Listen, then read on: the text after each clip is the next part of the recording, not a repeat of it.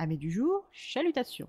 Pour les petits nouveaux, moi c'est Sekhmet et je vous souhaite la bienvenue dans mon podcast littéraire. Dans mon émission, je vais tenter 3 fois par semaine de vous donner envie de découvrir des livres de tout poil, récents et moins récents. Alors, si ça vous tente, c'est par ici la suite.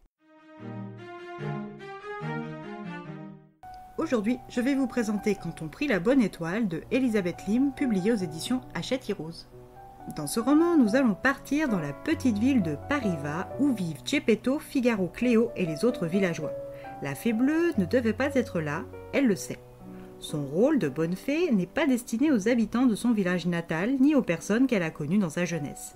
Mais ce soir, elle en a besoin. Elle regarde avec nostalgie la place du marché, la boulangerie de ses parents et son ancienne maison.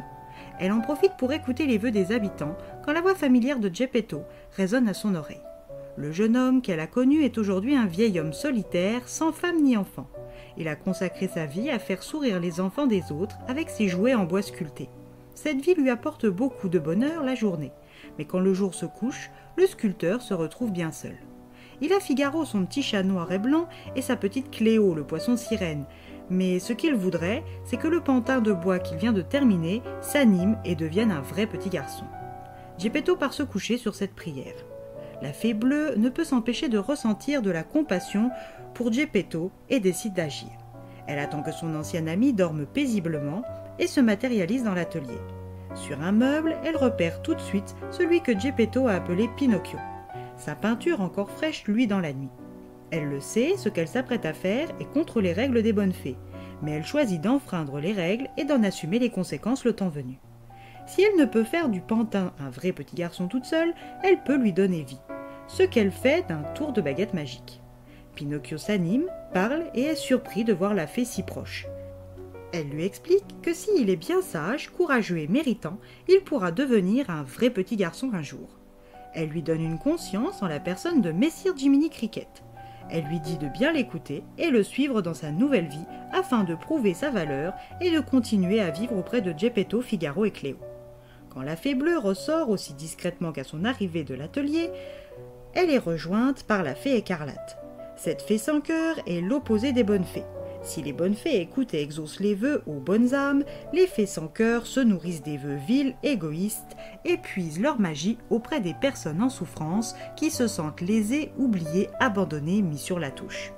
La fée écarlate a été témoin de l'incartade de Chiara et le lui fait savoir.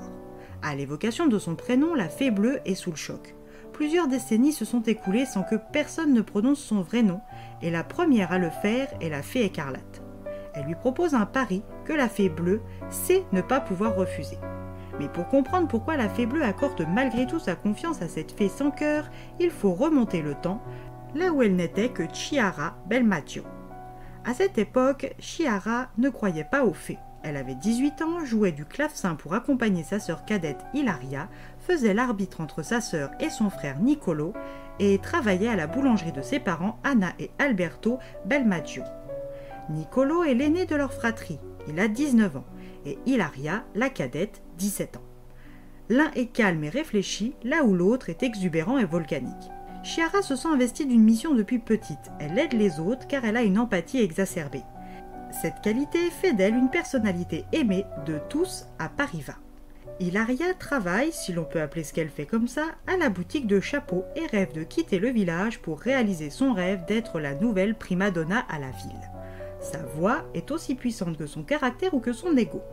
Elle travaille avec sa seule véritable amie Chiara, son audition prochaine, tout en priant assidûment la bonne étoile dès qu'elle la voit briller dans le ciel. Par une chaude après-midi, le trio de frangins décide de prendre la barque familiale pour faire une petite virée en mer. Au début, ils choisissent de rester près des côtes car la rumeur d'une baleine géante nommée Monstro fait trembler les marins du village. Geppetto aussi a décidé de sortir en mer, mais malheureusement pour lui, Monstro a détruit son bateau. Si Chiara ne l'avait pas vu, il ne serait probablement plus là. Sans aucune hésitation, elle s'est jetée à la mer et s'est mise à nager vers l'étincelle d'espoir qu'elle ressentait et qui s'est avérée être Geppetto, l'ami d'école de Niccolo.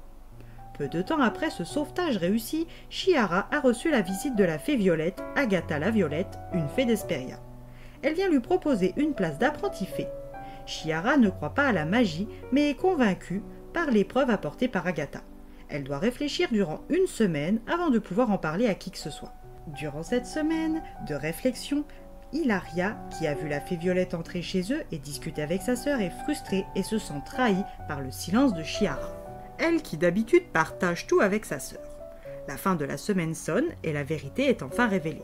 Chiara a décidé de partir avec la fée Violette en stage d'essai pour devenir bonne fée. Une fête est organisée où tout le monde, y compris Geppetto et son ours de père, est présent. Hilaria, quant à elle, se sent de plus en plus isolée et réfrène ses accès de jalousie et de colère.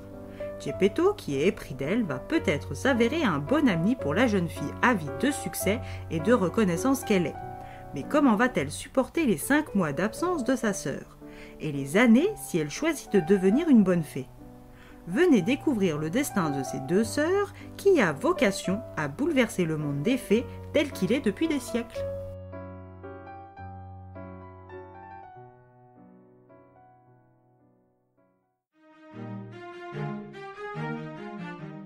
Dans ce roman, on nous donne à voir la jeunesse de la fée bleue. On nous permet de replonger dans l'histoire de Pinocchio vue par les studios Disney que l'on connaît et on nous offre une fin ouverte sur un champ des possibles. Et si l'histoire est certes sympathique, elle n'a malheureusement pas su me captiver. Et bien voilà, j'en ai fini pour aujourd'hui. J'espère que cet épisode vous aura plu et vous aura donné des nouvelles idées de lecture. Si vous souhaitez découvrir d'autres petits bonbons littéraires tout droit sortis de ma bibliothèque, je vous retrouve le samedi 30 août prochain pour un nouvel épisode. Et si d'ici là je vous manque de trop, n'hésitez pas à me rejoindre sur mon compte Instagram, @leslectures de Sekhmet. Tous les jours il s'y passe quelque chose. Sur ce, chalut les amis, et à la prochaine!